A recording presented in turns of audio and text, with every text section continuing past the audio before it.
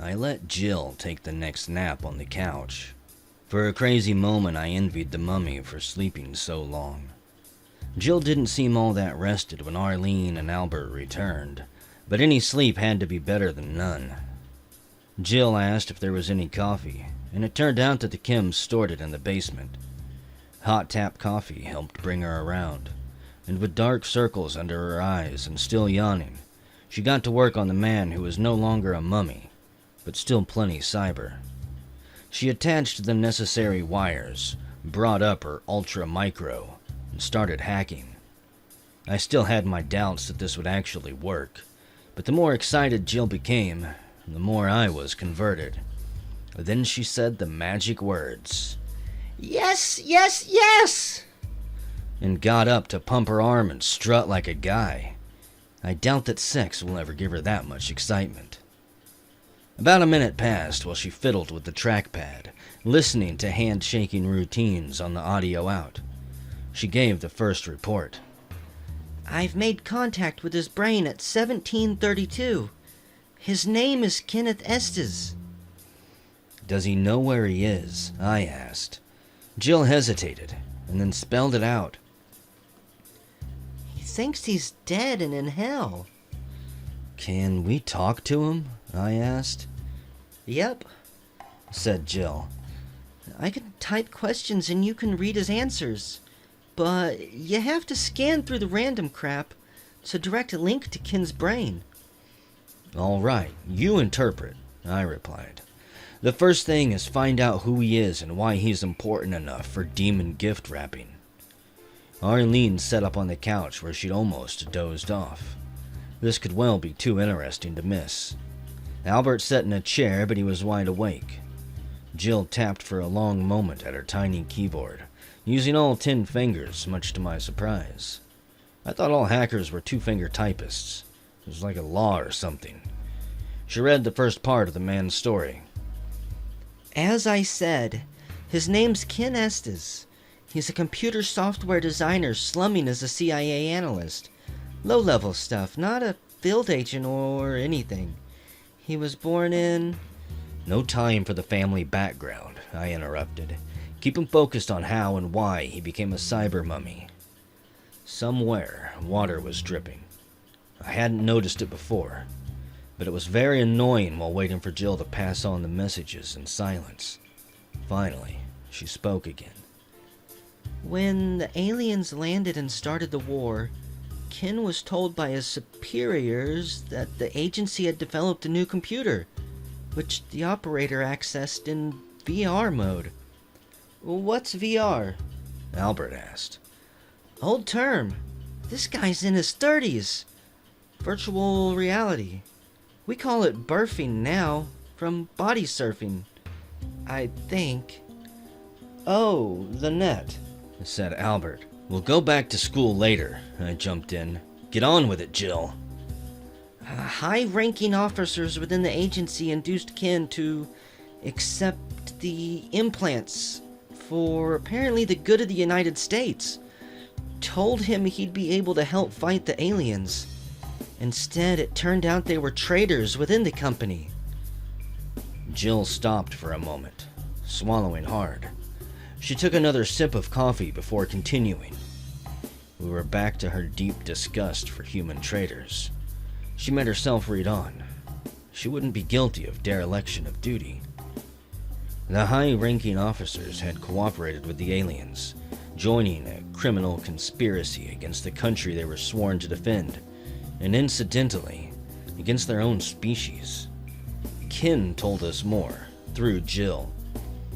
"Company bored me, attached me to alien net. One not part conspiracy, waited too long, tried to save, killed conspiratora, Tora, before I took him out." "How did the aliens intend to use him?" I asked. Jill asked, and the answer came. "Hoped him conduit, Betwalian biotech pewter, net pewter, and web-wide human debases corral systems." "Geez, it's like a sci-fi James Joyce," I said. From now on, you interpret, Jill. It gives me a headache. We do live in a science fiction world, said Arlene, wandering over from the couch, wide awake as Ken's tale unfolded. Fly, I'd like to ask a question, she said. Be my guest. Jill, would you ask him how much of the alien technology was biologically based? Jill asked and passed on. Ken says that all the alien technology is biotech, except the stuff they stole from subject races, like the rocket technology for the flying skulls. Yes! Exclaimed Arlene, as excited as Jill at a moment of vindication. We've been on the right track all along, Fly. The original enemy went as far with biological techniques as they possibly could. Perhaps the first species they conquered lived on the same planet, but had a mechanical technology they were able to adapt to their own use. Eventually they conquered the gate builders. We monkeyed with the gates, turned them on, and the invaders poured through. That would explain why in any choice between organic and mechanical, they always opt for the biological. And it would also explain why our own technology shows up in odd places, I agreed, and why they use firearms. They're pragmatic, said Albert. Their study of us proves that. These demonic forms they take. I tried to get the show back on the road. Jill, can he tell us how they communicate with one another? There was a long stretch before Jill helped us out with our immediate communication needs. He says it hurts to think about this, but he will. He realizes we're free. I've told him a little about us, and he does want to help. Tell him we appreciate anything he can do, I said. Another moment passed, and he answered the question beyond my expectation. There are neural pathways integrated into the computers.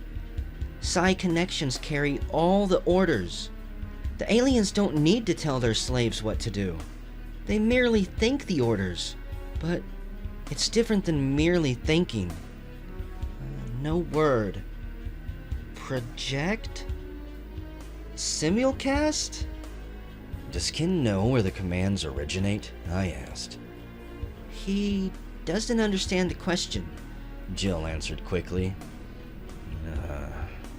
I'm not asking if he knows where the ultimate leaders happen to be right now, but does he know how the chain of command functions for the invasion? Jill's forehead showed some extra furrows as she passed on my thoughts, probably doing some translating along the way. Finally, Ken passed on a detailed report, filtered through Jill. Question is meaningless. No hierarchy. Hive culture? Collective? Nope. They just, they just all do the same thing. The aliens themselves. The slaves. I think that means everyone not part of the people fight like crazy. That's why they're not the people. Can Ken issue commands? Fly, that's what he was made for. Receive alien commands and convey them to human systems. I mean the other way around. She tapped and stared. He doesn't understand the question. It's like he's not allowed to think about it or see the question.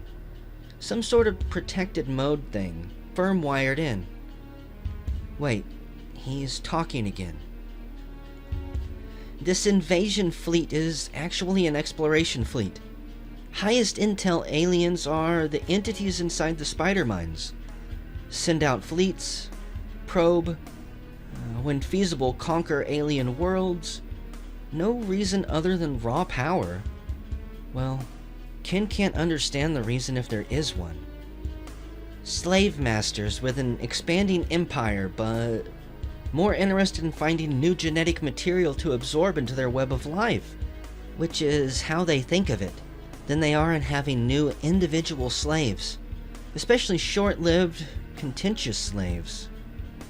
Jill stopped talking and took off the headphones, rubbing a hand across her forehead. "Are you all right?" asked Arlene. "A little headache, but I'll be all right," she said. "You need to stop?" I asked.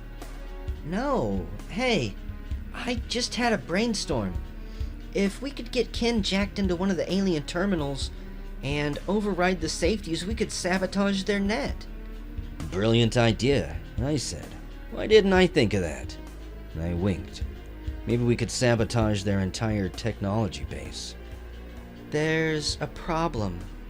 When he's connected to the net, there are built-ins that override his human volition.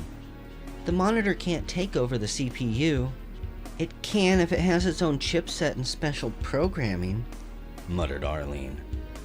"The program that shuts off his brain must have a front end somewhere in his brain," Jill said.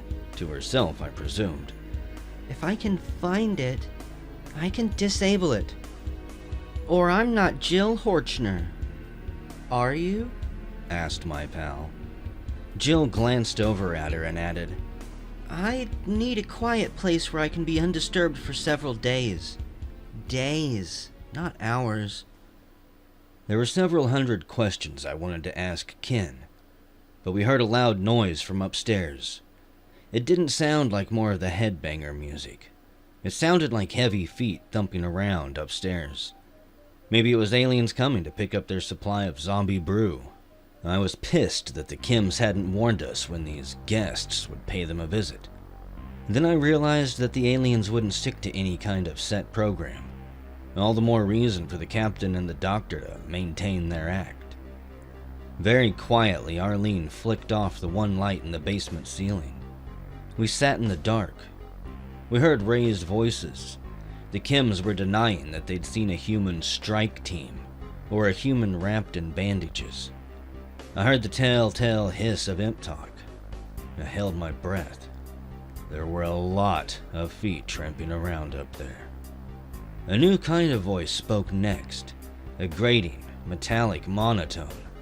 It sounded like a robot from an old sci-fi movie, or something speaking through a vocoder. Once this voice entered the conversation, our human allies sounded frantic. I had a bad feeling about this. Good agents would put on a believable act. Good agents would stick to the part, right to the point of death. But were they? The next sound we heard was all too familiar. A powerful explosion shook the house, followed by the smell of fire from above. Before we could even think about acting, there was another explosion, and now smoke began to drift down the wooden steps to our hiding place. We listened to the alien stormtroopers start tearing the place apart. They'd convinced me of their sincerity in trying to find us. I huddled with the others and said, "The bastards will find the basement. Our only hope is if the cooks dug an escape tunnel, one that exits from here." Keeping the light off didn't make it any easier, but I hadn't noticed a tunnel when we could see. If my pipe dream produced a real pipe, the opening would be hidden anyway. We rummaged through spare equipment, desperately trying not to make noise. The stuff was mainly metal, so the process wasn't easy. The Kims had stored their chemical stuff in the basement. Tanks of volatiles, glassware, a fire extinguisher, jars and jars of chemicals, and I was grateful the glass was thick. There were plenty of shelves and books, and nowhere behind any of this did we find a secret opening. We hunted the walls, shaking bookcases that might be doors, checking fireplaces for hidden holes, anything at all. I was about to give up when my hands came to rest on a bookcase that seemed bolted down, unlike the others. I started tugging on various books to see if one of them was a trigger mechanism. Two things happened simultaneously. First, I found a book that wouldn't move. Never had I been happier to find something stuck. Second, with a triumphant howling, the imps found the trap door and flung it wide, letting light pour into the basement. We froze. I was a statue holding up the bookshelf. Albert stood nearby, holding the naked Ken in a fireman's carry. Jill was part of that tableau, holding her Comp Mac Ultra Micro, still jacked into Ken. and Arlene was on the other side of the basement room, in the gloom. Of the 5 of us, Ken did the best job of playing dead, but he had an unfair advantage. A thing dropped down the open trap. This baby looked vaguely humanoid. Oh, they were keeping at it, but definitely alien. The yellow-white, naked body maintained the hell motif so popular with the invaders. No obvious genitalia. The arms and legs were unusually small and thin. The most outstanding feature was the way the skin rippled like bubbling marshmallows over an open fire. I wondered if this might be one of their enslaved races.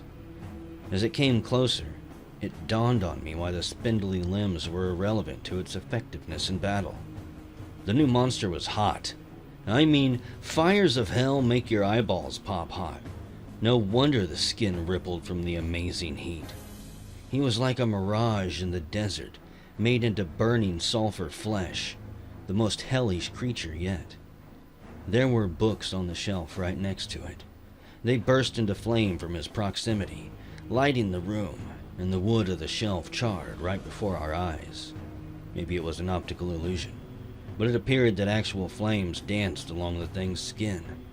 The little voice in the back of my head started shrieking, "Saved the best for last!"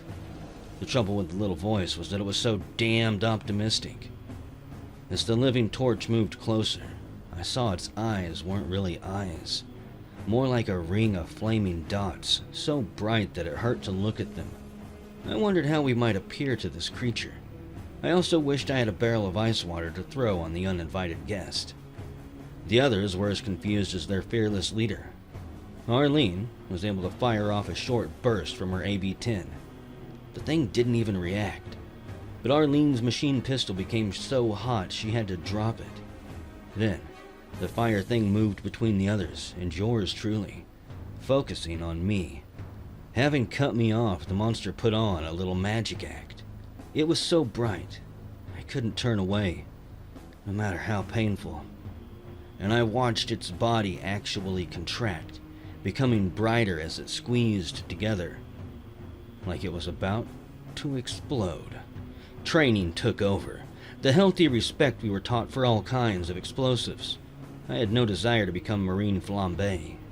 I dove to the side, screaming inarticulately. Everyone got the idea, falling flat, trying to cover themselves. Fireboy exploded, a blast lancing out and disintegrating the bookshelf where I had stood a moment before.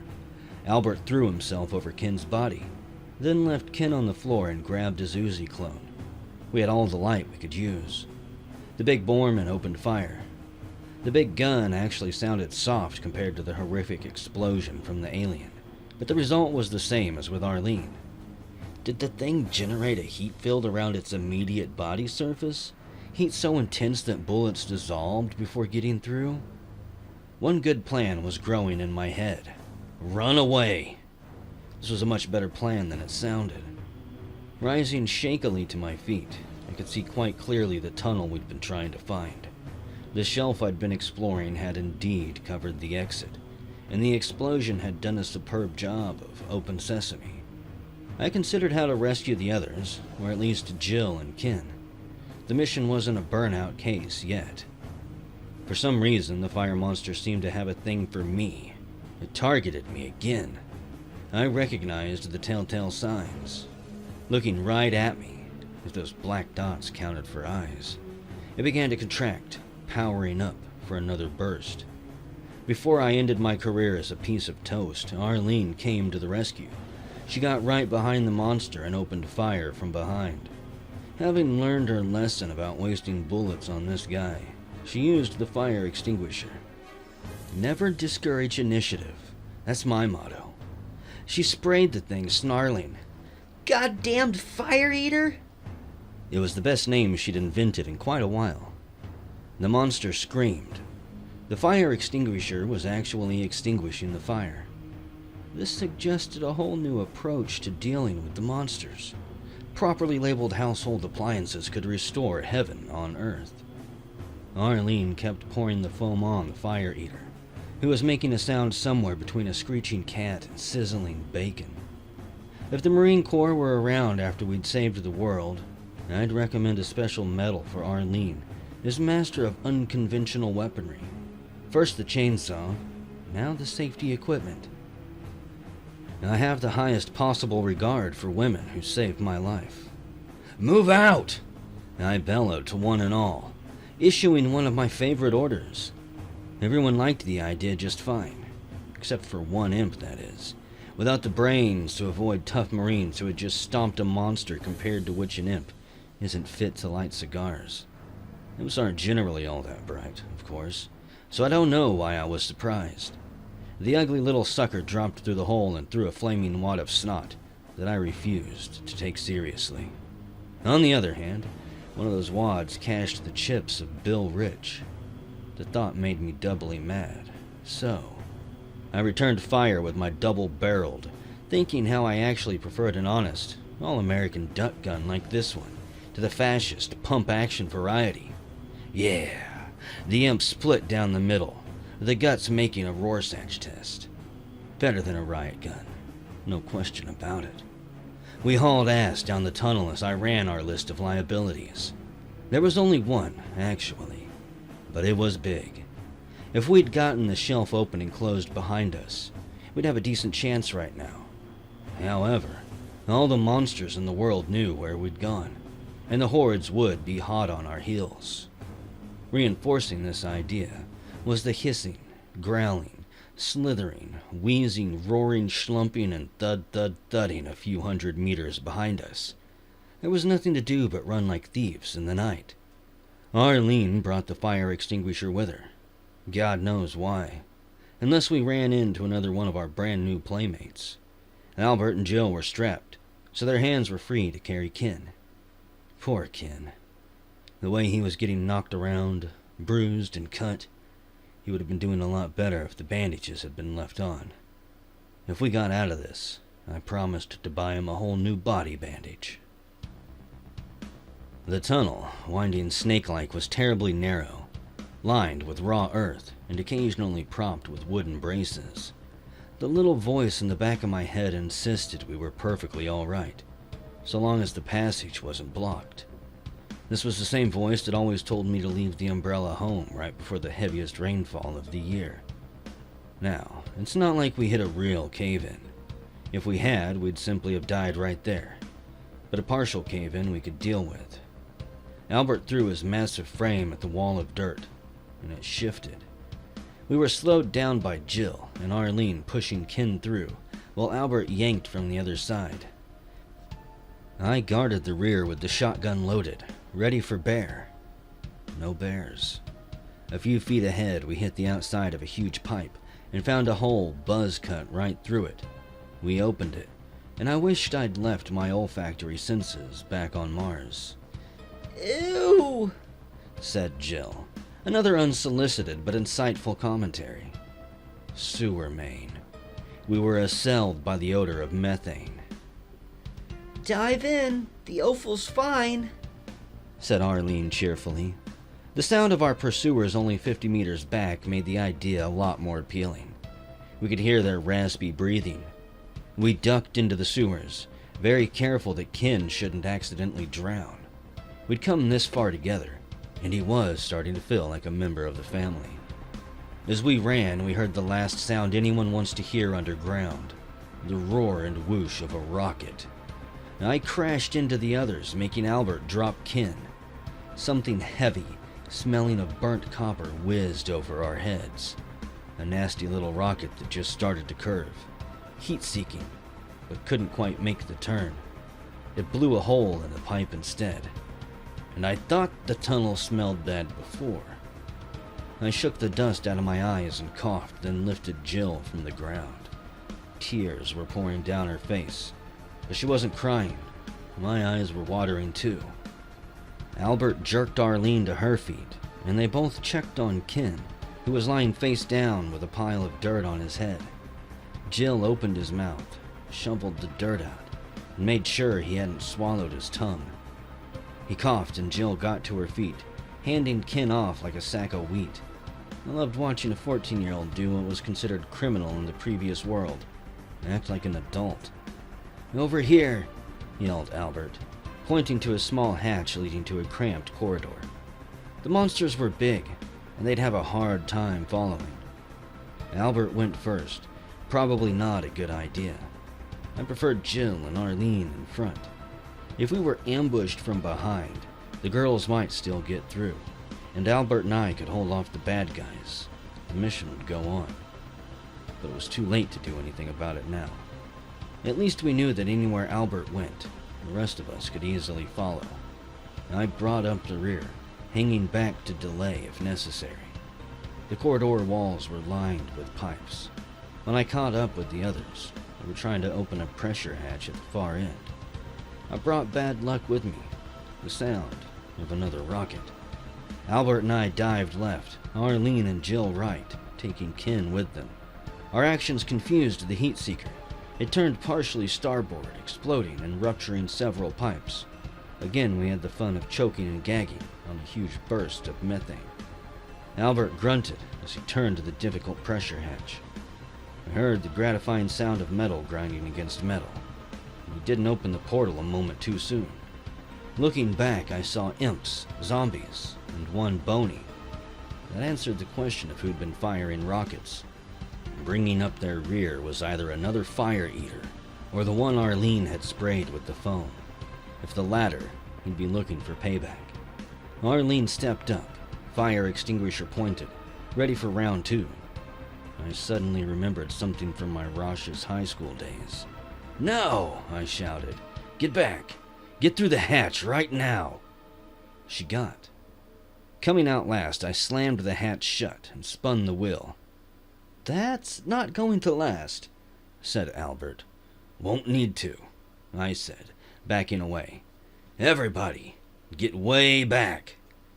Albert's face was a mask of puzzlement. Then it dawned on him what was about to happen. "Hope you all really like the barbecue." I addressed the troops. "Hey, Arlene, remember when they built the LA subway?" Yeah? She said, scowling, still confused. The mother of all gas explosions rocked us off our feet, blowing the hatch clean off its hinges. The flying metal could have killed any of us in the path. I staggered to my feet. It didn't take a lot of nerve to go over and check on the results. Just a strong stomach. Nothing survived that explosion. Not even the fire eater. As I peered into the maw of hell, I saw nothing left of the alien pursuers, except shreds of flesh and a fine mist of alien blood. And of course, the lingering odor of sour lemons. What happened? Asked Jill, stunned. At least I assumed that's what she asked. All I could hear was a long, loud alarm bell. I'd counted on the fire eater. Thankfully, it was hot enough to set off the methane. Jill was completely recovered from being stunned. She jumped up and down and shouted something, probably some contemporary equivalent of yowza. We old folk were still a little shell-shocked as we continued along the sewer. After several twists and turns, it dawned on us. We were lost. Arlene had a compass, and now was the time to use it. "We've got a problem," she said. I was just starting to be able to hear again. "It shows a different direction every time." "Electrical current in the pipe switches," I said. "Take averages. Figure out a rough west." No matter where we were and what was happening, the watchwords must be, "Go west. Go west." We'd find the computer in LA, so the president had told us. I hope he knew what he was talking about. There, we guaranteed a reckoning the enemy would long remember.